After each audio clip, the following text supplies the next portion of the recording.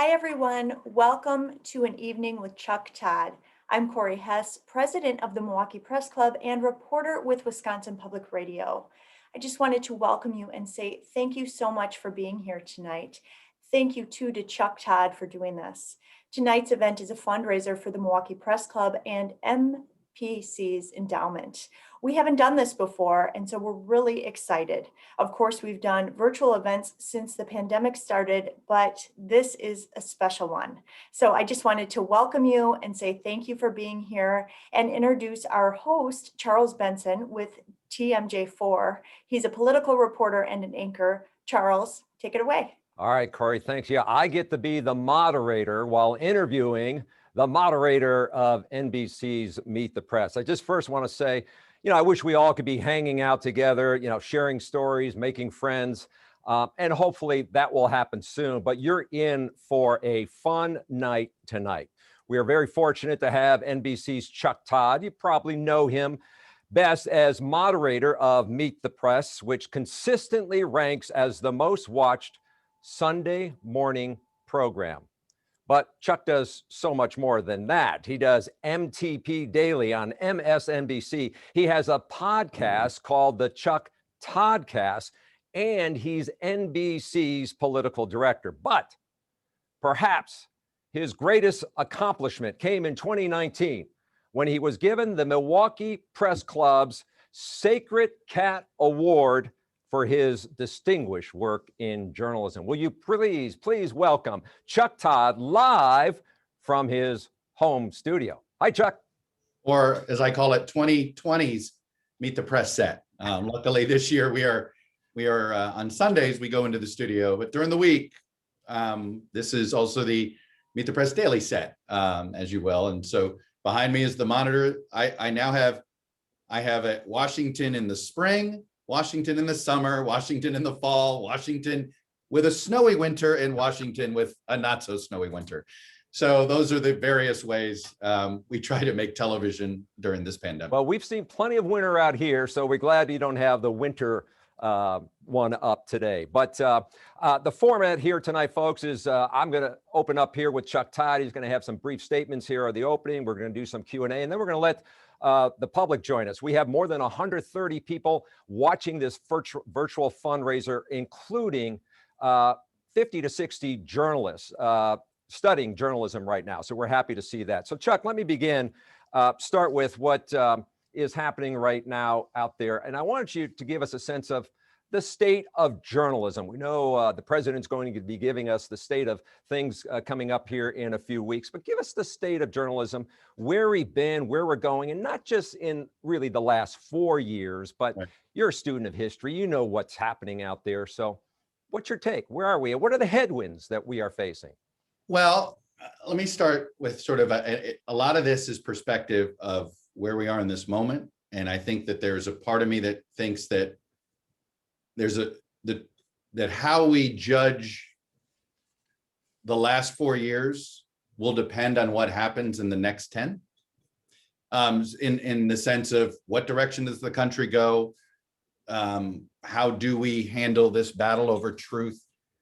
I've always said the only honest thing that Alex Jones ever said is he called his show InfoWars, and that's what we're in. We're in this war. In some ways, there's this war on information, or it's become a political war on truth and fact.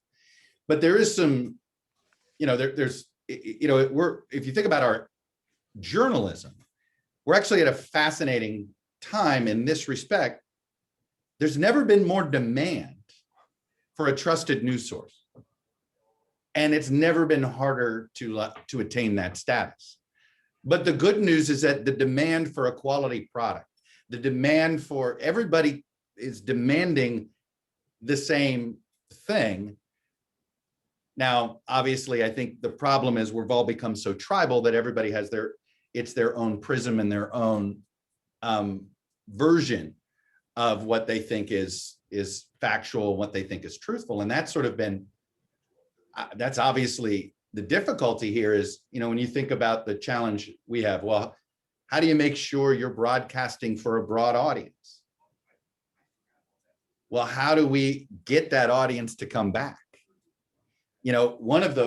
I think one of the core problems that we're facing right now is that everything's got nationalized. And it's like, when I think about the state of journalism, I go back to where the current sort of this current trajectory that we're in, which I don't think is a good one. I mean, I think this is the 19th century all over again, where the media was split up in, that's why the Arkansas Democrat Gazette, it was the Arkansas Democrat, it was the Waterbury Republican. There's these newspaper names of today. They really did represent, every town had different papers for different political persuasions. And I do fear that we're fragmenting in this to this space as sort of a modern version of this. If you look at what happened in the 19th century, that didn't go so well. So this is why I think fragmentation is something that we're all in trouble about.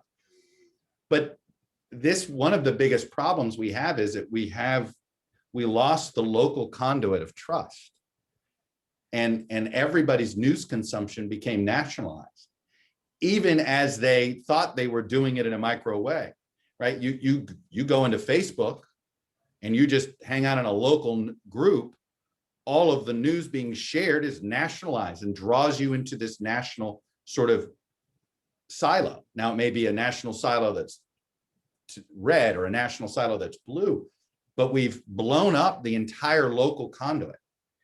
And I think that we've got to figure out how to reconnect that, because that's actually one of the ways we had some diversity of political thought. And in many ways, right now, we don't have a lot of diversity of thought. There's one big liberal umbrella, Democratic umbrella, and then there's this Trump umbrella. There's a fight inside their party to with a very small slice. But the way we're sort of, right now we're sort of, you get punished sometimes inside these tribes for trying to even present on the other hand, and in whatever silo you're in. Your silo may be a political silo, maybe a sports silo, but in many ways, everybody's doing it the same way, and we're sort of living and consuming media in the same way. And unfortunately, I think it's a vicious cycle that's only going to get worse for a while for this reason. If you want to keep your audience, you then find what's the largest segment of your audience. The second worst thing that I think that happened to print journalism is when reporters, and more importantly columnists, found out what the most trafficked and the most emailed stories and columns were. Because then all of a sudden that created a bias of story budgeting. And then so all of a sudden, look at what's happening. You consider, you watch the acceleration happen, and you get into this frenzy where all of a sudden you're at the New York Times editorial page. You may work at that editorial board, but they've decided all of their traffic emanates from sort of one side of political thought. And it becomes very difficult to even introduce. On the other hand, they get bombarded with, how dare you put this on there? And that's looking at from that. I mean, it's, I think, 10 times worse in many of these right-wing tribes when they chase away anybody that dares present a diversity of thought on something. And so it's sort of in this is the morass that we're in. And Charles, you and I sort of come from sort of the quote, whatever you want to call it, the old school, or sort of this idea that we're, I always say the word broadcast, broad. We in some ways, we were casting a broad net of how we report on politics, how we explain what's going on. And too many consumers don't want that. They want this point of view. They want you to say right and wrong all the time. There's times when right and wrong, of course, does matter, but it has made it actually a very difficult time to be a reporter that can earn trust of multiple tribes. Yeah, and that's sort of where I want. And so I think this is you asked the state of Jones, this is where we are. The one piece of good news I'd say is I think we're still trying to figure it out, which is good. Like, we're not set. I don't think anybody's happy in the place we're at. We're not going to be settling for this as our media ecosystem. but we know this one isn't working. You said so much there, and I want to try to unpack more of that. And for those journalism students, the good news here is there's job security in journalism these days. Yes. We need more journalists. But you said something that I sometimes wonder: do viewers really want stories told through the political lens that they want to see it through? That they seem to like the story that reflects the political lens they're looking through. And so is it harder for people like you and me to be neutral? And, how do we stay neutral? Well, there's certain people that don't believe there's any such thing as neutrality on any of it, that no matter do, we're all born with original bias. Yeah, sure. Okay, right?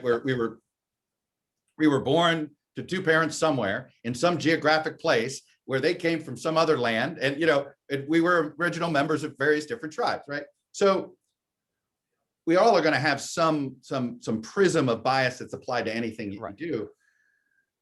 But you're right, and I do think in some ways this comes to what I think is one of the other debates we ought to have in journalism, which is, can you be for profit and neutral? And I think that if you look at where's the money being made in journalism, it's by people having a devoted, loyal, and I guess I'd call it sort of homogenous audience. Yeah, and so we're seeing really more and more of the people who want opinion-based news versus fact-based news. And do you see then the news hole getting smaller around that, and especially if we look at the cables, where the opinion-based news is getting a larger and larger audience and a piece of the pie for viewers? Well, see, this is where we're in a weird spot in our industry. Right. I think cable news has an outsized impact on the perception of the news media, right? These three cable channels are actually perverted versions of how most news organizations work. And I say this with no disrespect to any individual one, but meaning like that they're outliers to how most news organizations work. They're not a traditional news organization. They're cable TV channels. And I think, unfortunately, now they are when people think media, the first thing they think are those three cable channels. Right? They don't think of you and local news, or they don't think of even the local newspaper first, right? The first thing they think are those three. They might then next think the New York Times, right? Right? If they go one more thing.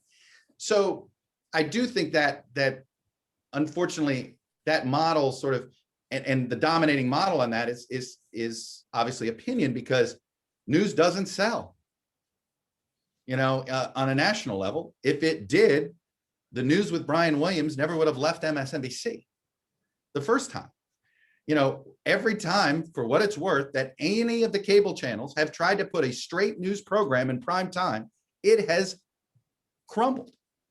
There's no doubt there is no audience for it at that time slot. And that's something. And so I think that there is, but unfortunately, this is this sort of perverted version of most of our politics now sort of gets argued on the cable news channels. So they have this outsized influence on the perception of all journalists in all media. And I think that's look, it's the nature of where we've ended up right now, where we're almost captive to cable news in our politics. But this is going to die off. The average cable news viewer is over the age of 60. And more importantly, the cable TV audience share is going off a cliff right now. I mean, if what's interesting is, look at my parent company, Comcast. They got rid of a cable channel. They just got rid of the NBC Sports Network because they get more reach on Peacock for the amount of money, and they'll use USA and they'll use the network to fulfill maybe some of these premium, but eventually The NBC Sports Network's not going away. It's just not going to be a cable channel on Cox or Mediacom or your Comcast. It's going to be on Peacock, right? And that's Peacock, just so people know, that's your new streaming. Our new streaming service. And you know, you're going to see this with Hulu and ABC and Paramount and CBS News and things like that. So where I think we're headed is actually deeper fragmentation. However, the younger Gen Z is very skeptical, just an incredibly, in a good way, skeptical generation of some of the set ways that we've been in. And I do think that we've let this sort of baby boomer audience of cable news overly define our red-blue divide. Mm-hmm. And I just think that Gen Z's news consumption, which is going to be in a streaming platforms, it's going to be it will be vertical, but there'll be so many different flavors that they're actually more likely to check out more news sites. In some ways, we may get so hyper fragmented that it might actually encourage people to look for a tapestry. So, or look for a mosaic, if I'm going to keep my metaphor straight here. And I think that's where we'll be in about 10 years, but it's sort of getting from here to there. So when you talk about moving forward, you know, journalists are more and more becoming fact checkers. In fact, you know, you do it in real time in live interviews. And, you know, we do it here with the Milwaukee Journal Sentinel, fact checking, you know, but it used to be that, you know, you go ask the Republican, you go ask the Democrat, present both sides and let people decide. But you've been covering politics, what, since Clinton or Bush 43? Clinton. No, Clinton. Yeah. Clinton, yeah. So are you seeing reporters pushing back more today than before? Yeah, and I think so. I think that there is more of I think you and I came from a philosophy that said the reader's pretty sophisticated. They know what's going on, and we could subtly tell you, here's a talking point. That was our way of saying, hey, this is BS. But we called it a talking point, and that was we were polite. Now, it turned out we rounded the edges too much, right? That's what I've always said. In hindsight, you know, none of us were attempting to cover it, but I always said we rounded the edges almost a bit too much for a lot of Washington politicians. And by the way, every generation rounded it. I mean, look at what the press corps did with Kennedy, right? Or that, you know, even more rounded, if you will, you know. So every generation, I think, you know, sharpens its elbows for certain things a bit better. And so what I'm really actually think has gotten somewhat better is actually challenging them right from the get-go. So right when they're introducing their plan, if it doesn't fit, you know, and that to me is a better way to combat this, in that I think what you'll eventually do is you'll force them to stop launching a new policy proposal with BS. That instead, okay, if that's what you're going to put out, then, you know, make your case, at least make it fact-based. So what I've noticed is that I think that aggression has improved this.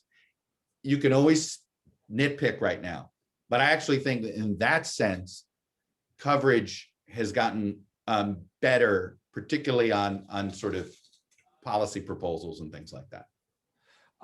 But it gets to one thing that hasn't changed, and that is, you know, the media that plays a key role in holding elected officials accountable.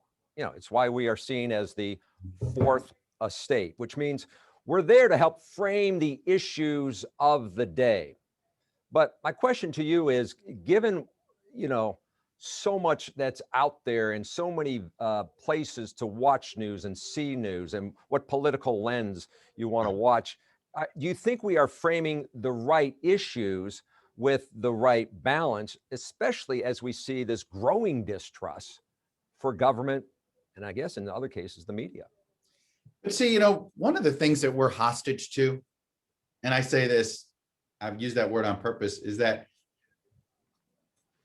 if an elected official is going to push a perverted narrative, They have so many ways to do it and avoid accountability. And that's the problem. And then let me put it on top of that. Then what that does is it creates this even more antagonistic relationship with the press. Said politician uses the press to fundraise, uses the press to campaign, for their own purposes, which then only re-antagonizes things even worse. Then if you just attempt some accountability, you're playing into their fundraising scheme that's now helping them build their campaign, which is a real. So when I say this is a part, I mean, the idea that these guys can now avoid accountability and yet, and we don't really have the power to sort of butt in. And that's a future that's distressing, which is why I always want to have a broad audience, so that politicians are stuck having to go on our shows. They're stuck having to, that, hey, whether you like it or not, we get eyeballs from people that are undecided voters, and that it is. And all right, but have you seen a change? I mean, I've seen a bad change here. Oh yeah. In that there's just certain Republicans are just avoiding scrutiny. They won't come on. They won't talk to any reporter that might dare, and they don't feel like they have to, because they'll just go to a friendly outlet. And it's making it harder for us to do our job, and it becomes self-reinforcing. If we can't get the Republican to come on the air, how come you don't invite the Republicans on the air? Yeah, and I've seen you at times saying, we tried to get so-and-so, or when a Republican does come on a difficult topic, you really go out of your way to say, thank you for being on, because we reached out the entire committee and you were the only one. No, and I think some of these people get it. It's funny, this isn't hard. When I watch, if you're comfortable in your own skin, Paul Ryan used to handle it fine. When he had to answer, he didn't love it. It's probably why he left politics. He was tired of answering for Donald Trump, but he always did it. He didn't do it, but he also had a certain level of respect that you should speak to all audiences. I mean, this is another thing that we've got a bigger crisis in our elected officials in our democracy. We've got an entire political, I think it's a growing movement, frankly, that may become both siderisms. You can shoot the arrow at me here, but this growing belief that you only govern for those who elected you. Right. So we're seeing that trend. But I want to ask you about a term that actually originated on your show during an interview with Kellyanne Conway, the advisor to the former president, Donald Trump. She used the term alternative facts. Is this the new political paradigm? It turned out to be a ton more prescient, right? If you were to I don't know if it's the opening scene or the closing scene of the movie, but you would certainly it was, it was on the second day of the administration, and it turned out to be the entire Trump presidency, and then the Trump campaign, and even Trump right now is built on a set of alternative narrative. And it was the entire, Donald Trump's been doing this his whole life. And in some ways, he has been presenting an alternative narrative to the facts on the ground about his businesses, about his, financial or lack thereof abilities, his TV ratings. If you think about it, this has sort of been, he's done this his whole life, and he turned it into a political weapon. And it is, and then I think now social media turned out to be just this, it turned out to that how it works almost makes alternative narratives thrive. So this is a case where Donald Trump didn't change.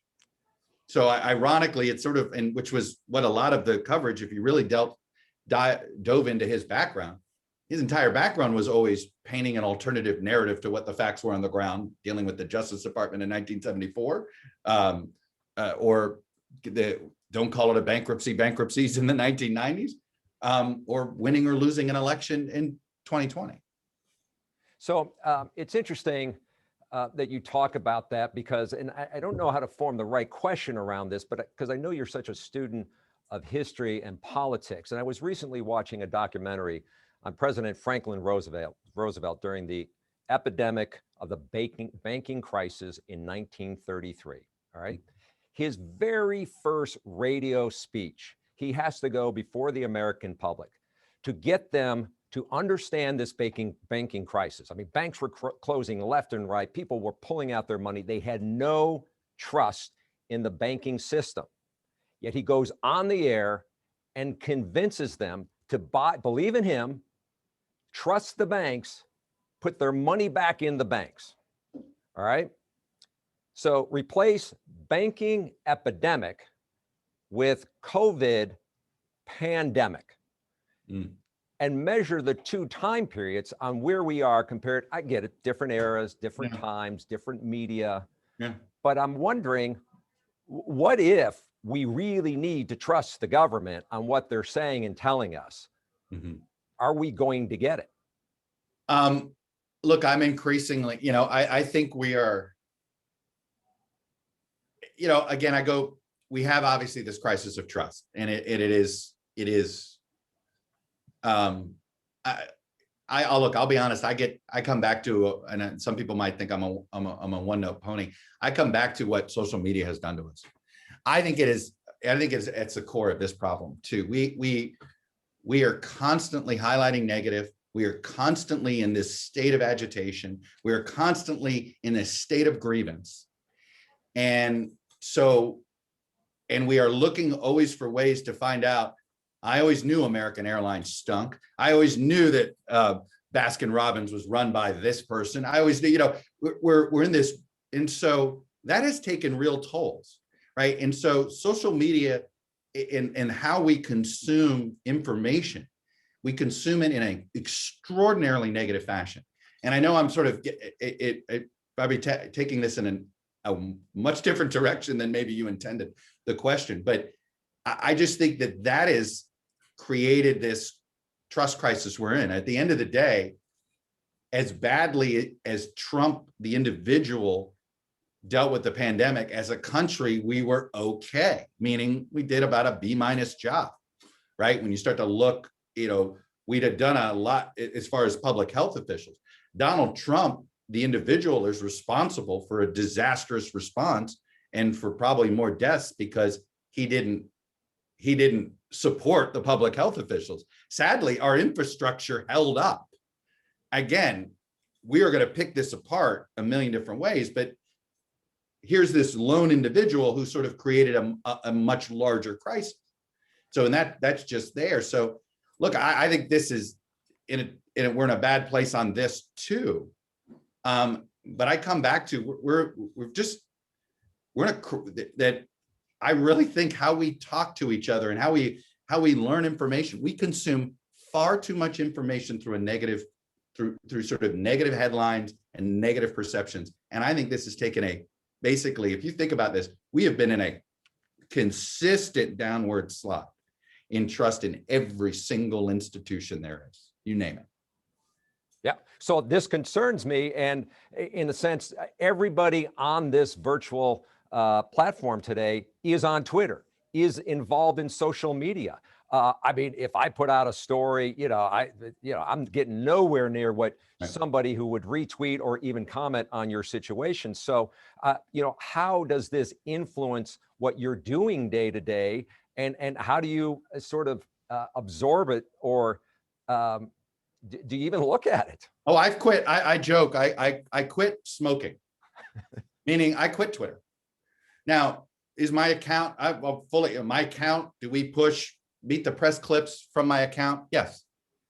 I do not, I lurk on Twitter. All right. I use it as a news wire. That's how, when Twitter works, it's as a news wire, but I don't engage at all anymore. It was terrible for your mental health in this business. Again, I go back to the negative nature. And by the way, you see this across professions. There were people that all got into Twitter, as I did, and it just felt great because you were interacting with more people. Ultimately, none of us like to believe what we're doing is in a vacuum. I want to interact with I respond to every viewer email that I directly get. I still do. And no matter how angry or horrible they are, or negative it is, you want to engage, you want to build that trust. I believe building it one viewer, I thought one tweet follower at a time. And then it just became, then you have all sorts of people on there who are frankly just cyber bullies. And, and then you have the quasi professionals in whatever, when I say quasi professional, the ex-journalist that becomes the greatest journalist ever and can critique everybody else's journalism. And so it gets you all aggravated and all that. And you realize, what am I doing? Right. I've allowed, and ultimately it's like this horrible nicotine chemical that Facebook and Twitter created. Stop it, right? I'm out. I've quit smoking and I'm an evangelist. I encourage you, get off of it. I have not missed a thing on Twitter. If there's a fun flame war, fine. The news comes to me just as fast. I think Instagram is a much kinder, gentler. TikTok, much different. This is why I have a lot of faith in Gen Z, the way they haven't allowed TikTok to get poisoned, the way the boomers have poisoned Facebook. And I guess it's millennials and Gen X to blame for Twitter. I wanted to get back to something you said earlier, and we're at about halfway here. So if people do have questions, if you're starting to think of questions to ask Chuck Todd, go ahead and put them in the Q&A section. And Chuck, we can't thank you enough. This has been a great conversation so far. You talked about, the nationalization and what's happening with news. But many of us are on the local level here, and but we are in a battleground state. And oftentimes we have seen the national politicians trying to go right over the national media and into the local markets. And but we're still held to the same standards. But it does seem like, and I'm curious if you think a Biden administration is going to be this way, but the Trump administration certainly used local media a lot, felt that it was a place where they wanted to be. So what do you think of that? I think they had a perception that it's, look, you talk, you go on a political channel, it's going to be more confrontational.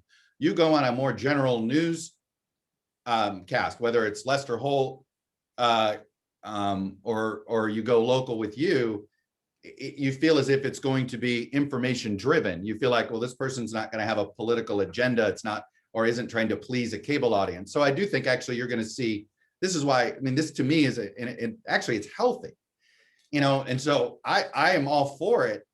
I worry that that's going to go away. I think right now, I'm thankful that you're there. I'm worried that they will say, now I'm going to go to the friendliest voice I can go to locally.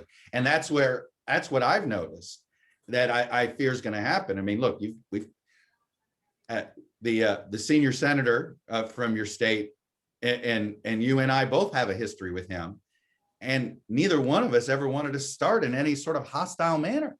Right. It's like when, to me, that is almost exhibit A of how do unto others as you want done unto you.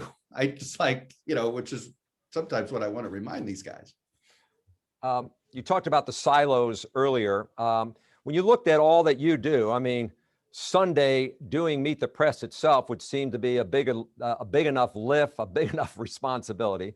But you're on MSNBC an hour a day. You do the Toddcast, and you're now, there's going to be the Peacock. Now, is the Peacock going to be a different show or just a different way to get your show?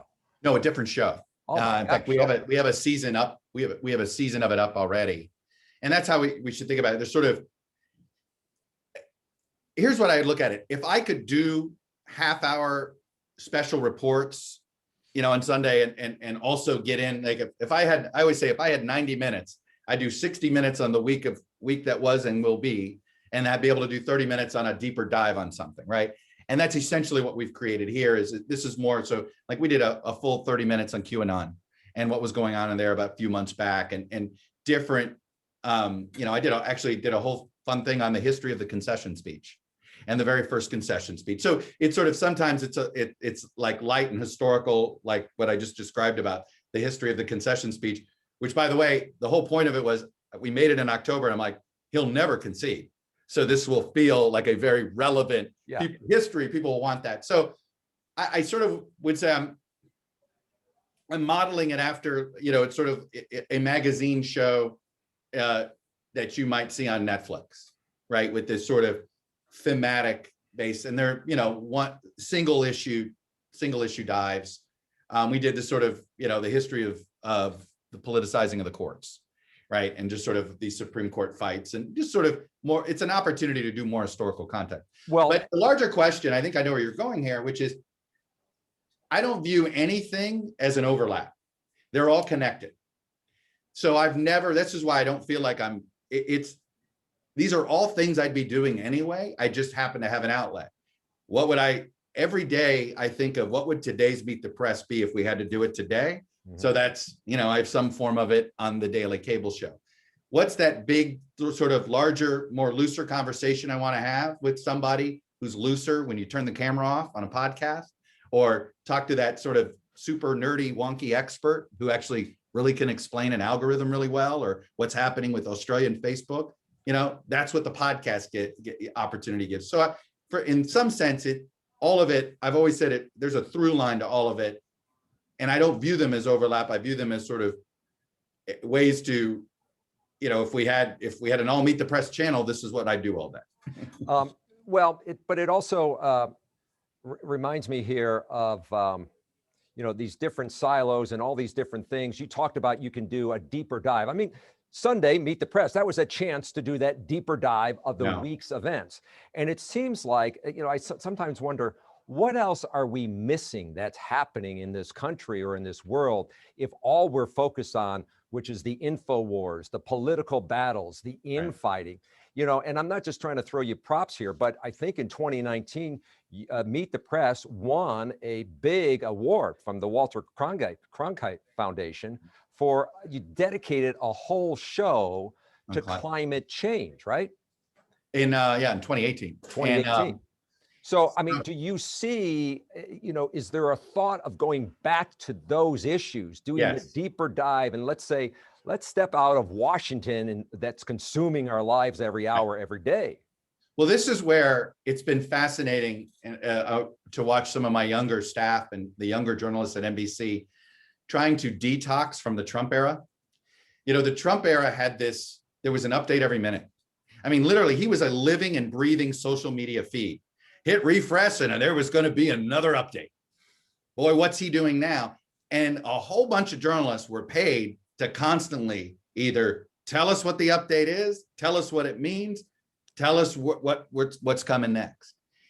And we are now operating back to where all of government used to interact with the press and with, we didn't expect to hear from the president or the presidential office, right? More than 2 or 3 times a day. And that's a lot if you think about it. Back in Clinton, that was weird when he went up to 3 times a day. That was a big deal when we took the press briefing on TV every day. The Reagan administration might talk to the press twice a week, on camera. And you might get a press conference with the president like twice a year, and they were primetime events, And so I do think that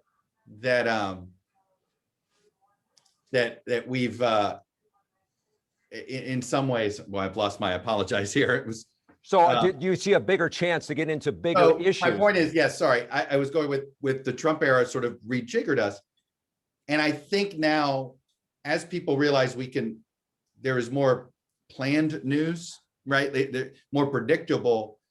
It gives you time to breathe and to say, hey, let's take a step back and do a special on sort of how did we screw up public housing, and how do we fix that, because I think, what is climate, what do we have to do to our electric grid nationally so that we don't have what happened in Texas, right? So being able to sort of take that step back and do that. And I think that in the Trump era, just teaching these younger journalists that, news doesn't happen every 10 minutes. Right, Or, yeah. And as we're going to learn, as the more of the impact of the Trump era that we unpack, we're going to realize motion didn't equal action. Give us a quick sense of, we've talked a lot about the Trump era and Trump administration. What are you seeing out of the Biden administration? I mean, every White House has a different relationship with the media.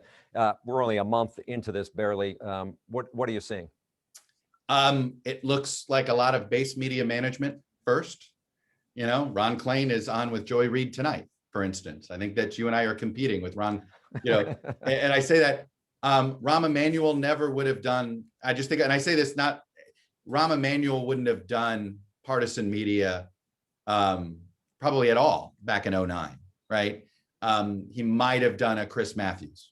And, back then that was sort of compared to where we are today, that doesn't seem as, partisan. So, and I say this, and I think, so there's been a little bit of what I'd call, I think they have decided that these early days of the presidency, the people that care the most about what's going on is the base, and that, the rest of the public will tune in to the big stuff, right? And down the road. So I do think they, which is why I think why some of the mainstream media hasn't seen them as much, all of them, right? And so that's been an early observation, but there seems to be what I would call they certainly want a good relationship.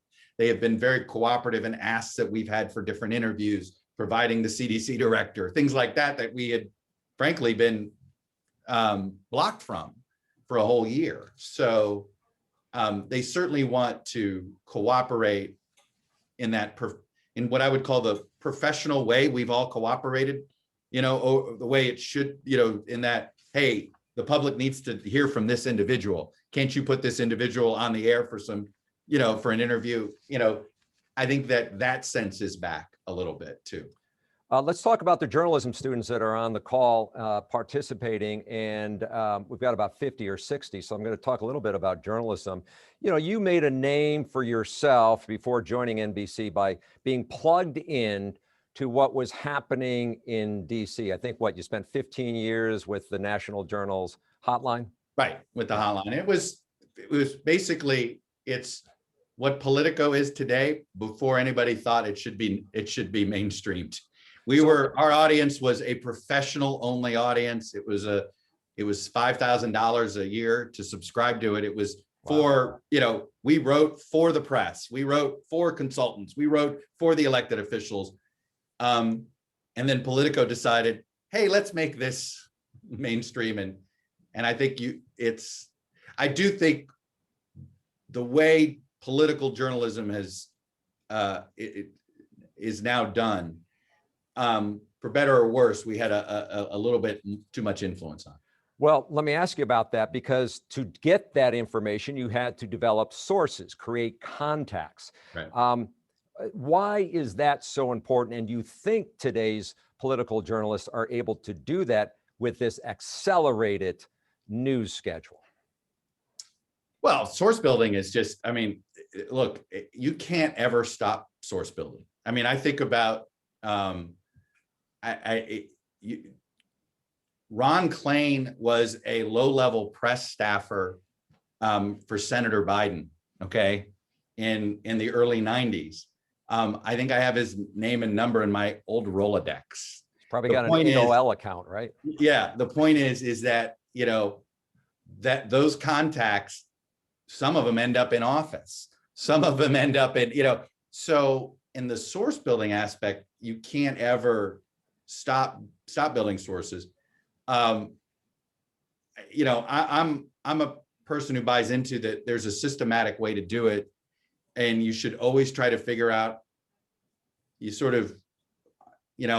always want to have multiple ways on your beat to develop a source. You want that source that can always confirm something in a pinch, confirm or deny something in a pinch, that particularly when you're covering a government entity, that something major's happening. It's like, look, you don't have to go on the record, yes or no, right? You want to develop one of those sources where you feel like you're going to be right or wrong, and they'll make sure you're not wrong. They may not ever go on the record for you, but they're your best intel source. You want that source that, but you always want two or three others, because you never know what faction inside an office is going on. And you got to be careful not to get caught in those factions. And I think sometimes journalists play people off another. That is actually a good way to burn a source. So let me ask you that. One thing I would do when you develop trust in your source is try to stay out of their vendettas, because that's where sometimes it can get you great information, but you could walk that fine line and it could really blow up in your face. And then suddenly you get a mark. You get a mark from a lot of people say that journalist burned sources, or that journal, and that's, you don't want that either. Well, and that's the thing. I mean, I find in this era too, because you talk about Twitter and the instant feedback and negative criticism, you're also in an era where you just can't be wrong. Not that being wrong was ever good in the first place, but man, if you weren't, well, if you made the big mistake or a mistake in the quote or getting it too soon, that's always can really. Here's a bigger problem. Yeah. All mistakes now in our business are flat, meaning if you make the mistake, the New York Times makes the mistake, if NBC makes the mistake, it's a stain on all of us. And that is something that I wish more and more journalists appreciated. That in that sense, we are all in this together, because when your credibility erodes, so does mine. And when my credibility improves, so does yours. And that is something that I think that more and more fellow journalists need to sort of respect among the other. And look, we're all competitive, but we got to realize that we've been tarnished. The individual tarnishing has hurt all of us. So for the young journalists out there, so how do you stay fresh? How do you sharpen your skills? And you have to do so much reading in the first place. But what are you reading if you want to, do a deeper dive or just kick back? One of the things I do is I get up super early in the morning, because at 4, and obviously the older you get, the earlier in the morning you get up anyway. I'm a 4 a.m. guy. And so that's when I do all my reading, from like 4 to 7. And in some ways it's especially during the pandemic, there's just fewer interruptions, you can get a lot done. And it's also the time when Twitter's an actual newswire service and not polluted. It's all these overnight newspapers that I follow. But one of the things that I have found that I want to come back to is the Trump era made it very hard to compartmentalize reading, even. Like we were in this constant state of emotion, and you couldn't bring yourself the energy. It's like, I really need to read about this subject, but I just, I always say the Trump era was intellectually easy and emotionally exhausting. And so in that sense, I'm looking forward to sort of a different reading list. Well, that too, I think Harry Smith did it in a story on NBC in terms of, maybe it will be nice if history slows down a little bit here, right? Instead of all these historical moments. But I am starting to get some questions from our folks out there in the audience, and wanted to address, because I noticed we have someone asking about a print question, and I know we have print reporters on board. This is, what are your thoughts on a large number of local, state, and national newspapers being owned by a very small number of corporations? Do you think there could be a benefit to this, or is there a downside? Well, look, I think the homogenization of news is terrible. And so, no, I mean, I just, I think I go back to sort of, I stated originally, which is, one of the things we're missing is I want the local columnist to tell me how the US senator is doing. I want the point of view on the ground. I want and I think the more that you have the hedge funds buying up, look, they're just trying to get more eyeballs to sell, more, we know what they're trying to do, scale up, and they can extract the remaining cash that's to be made out of the local newspaper and television business in their minds until the business model change again. It's a very cynical approach to what's going on, which makes, I think that's why you've seen so many, I think, angry responses on this. So I don't think it's healthy.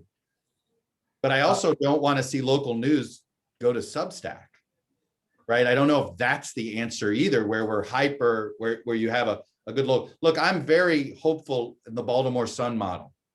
I don't know if you know that when the rest of Tribune got sold, there was basically a vanity owner of, a wealthy person created a public trust to buy the Baltimore Sun and the Annapolis Capital and kept it out of the final sale to this hedge fund for Tribune.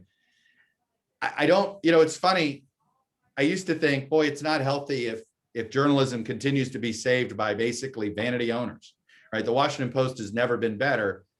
But could they survive without Bezos, right? And yet, if you actually think about it, all of our best journalism has been started by some vanity owner with money over the years. So it's probably, having people treat a local news institution the way we treat a local sports franchise, and that it's sort of one half philanthropic. It's less about whether you can turn a great profit, and it's more of seen as a public utility of sorts.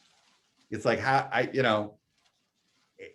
think that's going to be the model that can save local journalism, is creating this sort of where it is a wealthy benefactor essentially creates a public trust and hopefully keeps distance, hopefully doesn't use it for their own agenda. Obviously, that's the other fear in all this, but the consolidation is never good. There's nothing that's good that's going to come from that. So this is a good segue to a question from Joy, who says, Chuck mentioned the rising popularity of news on new social media platforms such as TikTok, which is usually reported by individuals. What issues do you think could arise with the increased power of one individual, quote, content creator journalist over traditional major media conglomerates? Well, I would argue that we've always been vulnerable to this. Father Coughlin, in some ways, Rush Limbaugh, and there was no internet then, right? So I think this is constantly, but I also think in some ways we've if you take the longer arced view of the media landscapes in just America's history, we've each of these mediums has sort of had a vulnerability to that. But I guess I go back to, I think now the fragments of the fragments of the fragments are going to lead people to want to test out more of these smaller fragment media. So it may be that it heals itself based on maybe you're consuming one journalist's TikTok feed that specializes in one issue, but you delve into other things for some other places, and just testing out smaller fragments will accidentally introduce you to I think a more diverse news platform, a more diverse news diet. But look, this is the biggest challenge we have, is how do everybody's got to diversify their information diet. And that's why I call it an information diet. This is not just about politics. This is everything we're consuming. We've got to diversify the sources that we're consuming it from. So that goes to what I think will be our final question here. So do you think the politicians are going to take it's going to take the politicians to make our platforms broad? Or how do you create the platform that a politician wants to speak on? Or do you think that won't be possible until we have more of an even playing ground? I guess I wouldn't don't chase the audience the politician wants, or you'll become beholden to that politician and that audience. You've got to sort of try to reverse engineer it the other way, right? Which is, and I try to aim. I really want every flavor. I want progressives, pragmatists, centrists, Bush Republicans, Trump Republicans, libertarians, all to sort of feel like they can come to Meet the Press, and Meet the Press at least understands the top line of all of those tribes, right? And the top line of all that. And I think that's still the good news is I actually have an incentive, and my network has an incentive for that to be the case. The problem is there aren't enough outlets whose financial incentive is that. And I think that's the challenge. That's the challenge here, which is why local was always so important of being a more broader, because local was subscribing to a different way in our tribal mentality, which is, hey, we share one thing in common, this community. So here's all the news within this community. I do think ultimately that's still where we've got to revitalize all this. You were saying progressives, pragmatists, or people Pragmatists. Pragmatists. The pragmatists left out one. The centrists, yeah, I hope I left out Packers Nation. Yeah, well, that's bias is allowed when it comes to the Green Bay Packers. Okay, so right. a lot of people know everything I said was out the window. Right. All right. I would tell you this, Charles. Yeah. I want to see one more story about Aaron Rodgers being unhappy. I don't want any negative news. But I got to ask you this question for those who are watching. Chuck Todd is a huge Packer fan. I want JJ Watt. I want JJ Watt so bad. That was my question. That was my question. Charles, I figured it was. I know. Look, I've got a bunch of Packer buddies. We're on this we have our own little, and we're having a real debate about, he's got injury issues. And I'm like, no, man, this is the ghost of Reggie White. This is about symbolism. This is about sending the message that you're winning the damn Super Bowl one more time in this Aaron Rodgers run here. And this window is now. Sign him. It will. I mean, can you imagine? I think we're going to be fully vaccinated to have a sold out Lambeau, and JJ Watt coming through. That crowd's going to be nuts. So if Coach LaFleur calls you up, says, we're a little short on the money cap, can you write us a check? What? I already own 4 shares. How many more shares do I have to buy? Each one of my kids has a share, and I got 2. Yeah. So. Well, Chuck, this was a great conversation. We really enjoyed the opportunity. We can't thank you enough. And I appreciate, you forced me to do some larger thinking here that I've been thinking about, but it's look, I don't want to leave people with, the good news is there's never been more demand for what we do. Right. Let's just find a way to tell this audience, trust us. Right. Good journalism is going to succeed. Being good journalists will work. Yes. Yes. Yes. 1,000 times yes. Chuck Todd. We'll see you Sunday, or on Meet the Press, or on MSNBC, or on the Todd. Find me any day of the week. That's right. It's all on demand these days. Yeah. All right. Have a good night. Thank you. You got it. And thank you all, everyone else, for joining us tonight. We really appreciate you being a part of this conversation. And we'll try to do more events like this for the Milwaukee Press Club. Take care. Goodbye.